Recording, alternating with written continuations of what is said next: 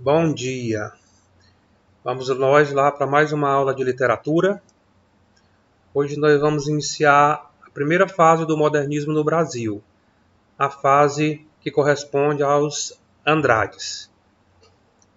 O nosso conteúdo encontra-se no capítulo 9 e vai das páginas de 118 a 132. Então, modernismo no Brasil.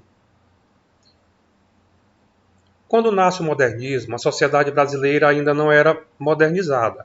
Não havia grandes capitais cosmopolitas, como nos grandes países europeus. Grande parte da população habitava ainda nas zonas rurais e a estrutura social embasava-se no patriarcalismo. O desejo do modernismo no Brasil partiu justamente dessa necessidade de modernização. O movimento tem início no Brasil a partir da Semana de Arte Moderna, que a gente já viu, que aconteceu em São Paulo, no cenário da independência. Foi influenciado pelos ismos europeus, cubismo, futurismo, dadaísmo, etc. E pelas novas demandas da urbanização crescente da capital paulista. Principal centro industrial do país, um grupo de artistas promoveu diversos eventos, congregando música, dança, poesia, exposição de artes plásticas, em busca de uma construção de uma nova linguagem.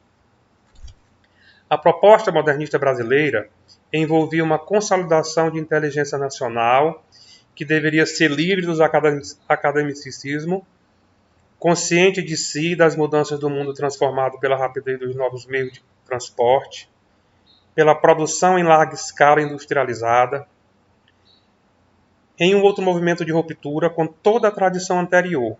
Esse movimento modernista importou da Europa a estrutura de destruição dos antigos padrões artísticos, mas deu-lhe uma roupagem nacional e nacionalista, mas de um nacionalismo consciente, cujo interesse era principalmente devolver um pensamento autônomo e livre das escolas artísticas e intelectuais do velho mundo.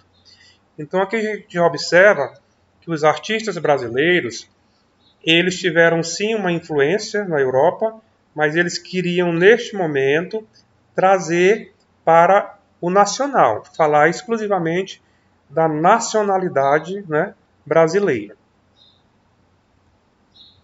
As fases do modernismo. São 3 fases.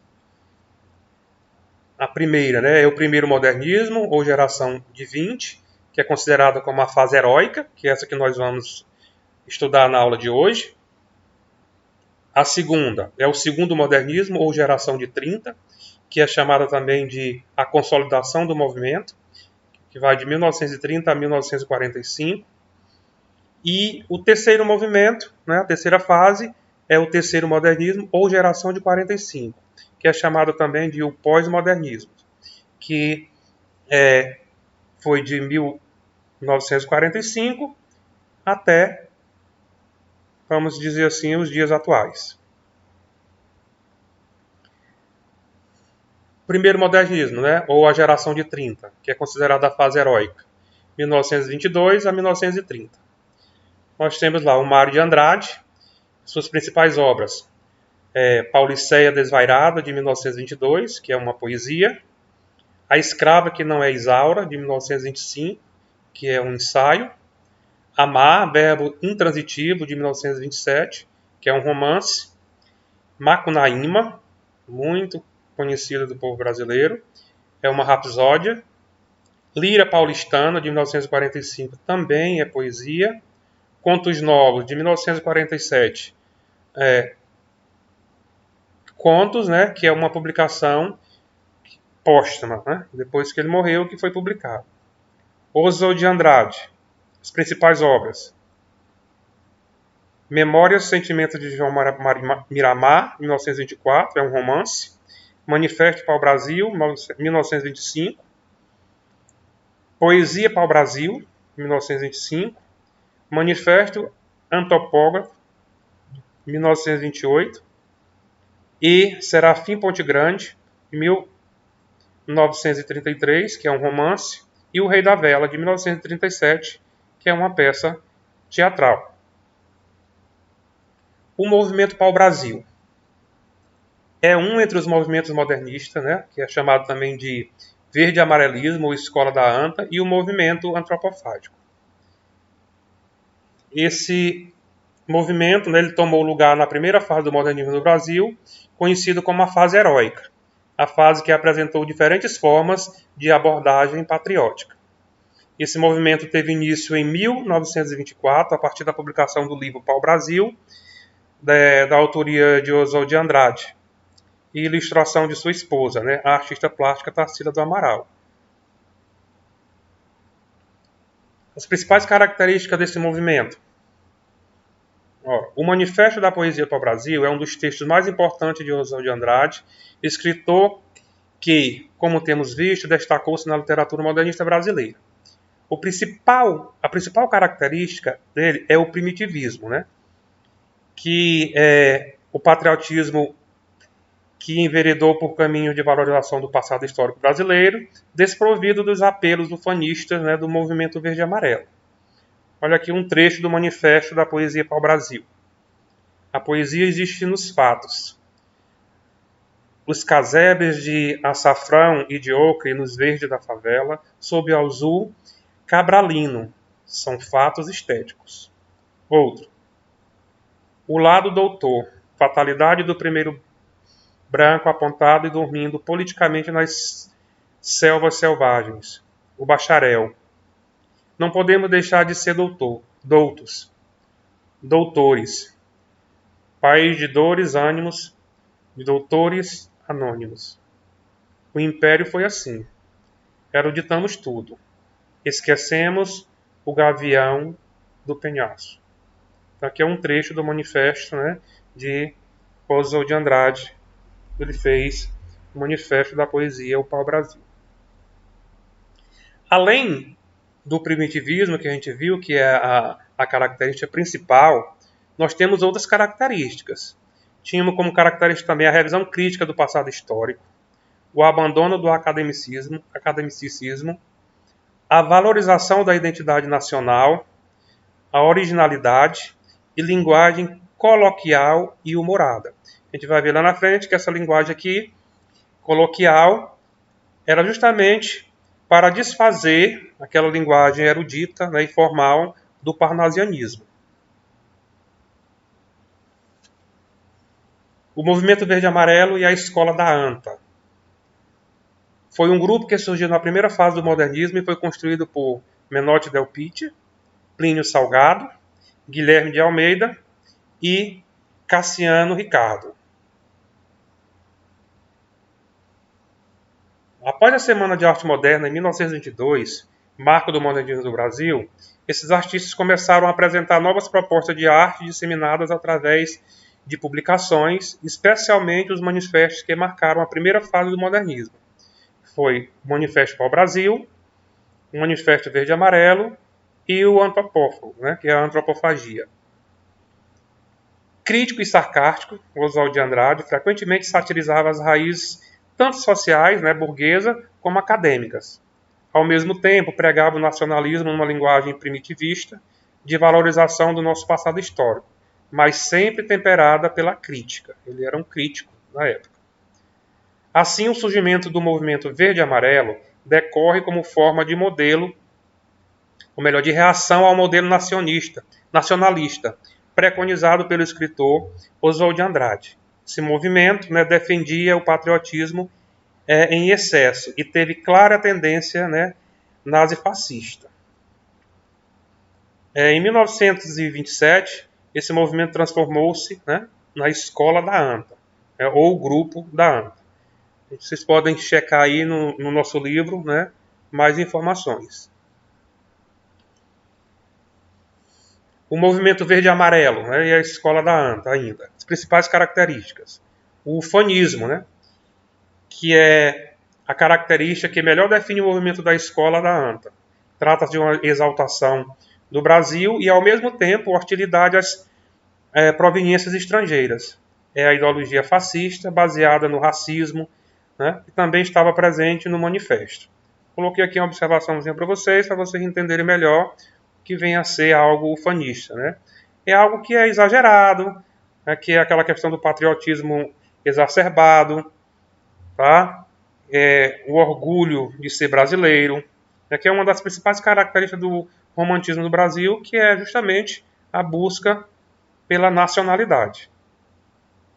A Escola da Anta recebeu esse nome como representação da nacionalidade brasileira, dado ao contexto mítico desse animal na cultura tupi, que era a principal tribo indígena da época. Então, por isso, do nome, né, Escola da Anta, uma homenagem aos índios, né, tupis do Brasil. E o movimento antropofágico foi um movimento que era uma corrente de vanguarda que marcou a primeira fase modernista no Brasil. Foi liberado por Oswald de Andrade, Tarsila do Amaral, Raul Bopp, né, e a finalidade principal era estruturar uma cultura de caráter nacional. A gente observa que tudo aqui gira em torno do nacional, do patriotismo. E aqui o movimento antropofágico, né, que é as características dele, qual era? Era de dar uma proposta, né, de assimilar outras culturas, não de copiar. Tá? A marca símbolo do movimento antropofágico é o quadro Aboporú, de 1928, de Tarsila do Amaral, que foi dado de presente, né, ao marido. Então, Tarsila do Amaral era a esposa de Oswald de Andrade e ela fez, né, esse quadro como uma proposta de assimilar outras culturas, né, a junção, né, de outras culturas.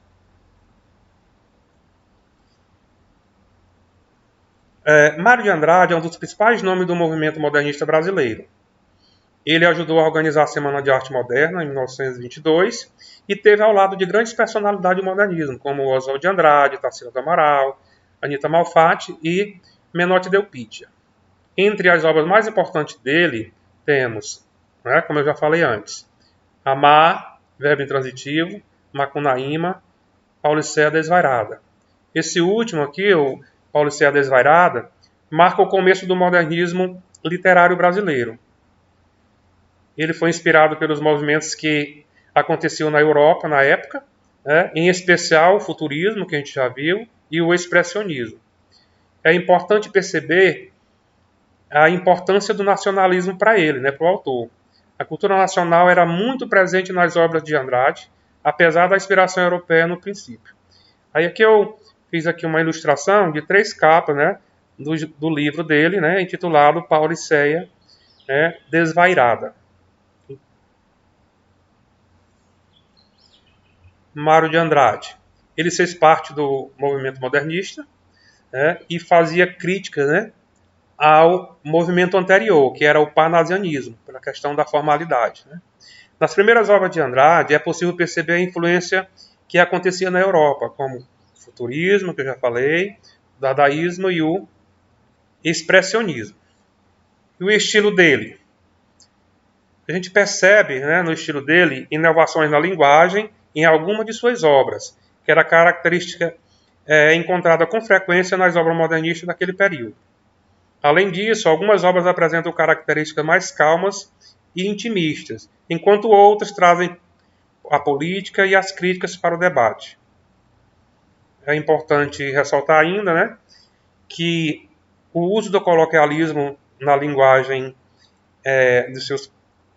das suas escritas, né, que ele fazia uma oposição ao formalismo que era encontrado no parnasianismo. Então, a linguagem usada por Mário de Andrade, ele pincelava entre o formalismo e o coloquialismo, em oposição ao formalismo frequente do parnasianismo.